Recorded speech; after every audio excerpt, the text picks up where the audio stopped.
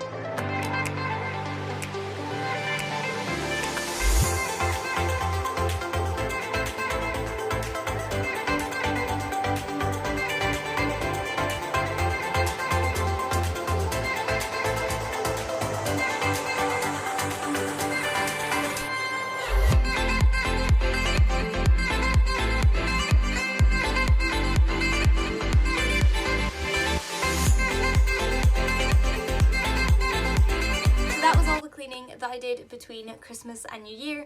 I hope you guys enjoyed this video. If you do want to see more in-depth speed cleans, then let me know in the comment section below. And if you enjoyed this video, don't forget to subscribe down below. It's free of charge and it really helps me out. And don't forget to press the bell button as well so that you're notified every time I upload a new video.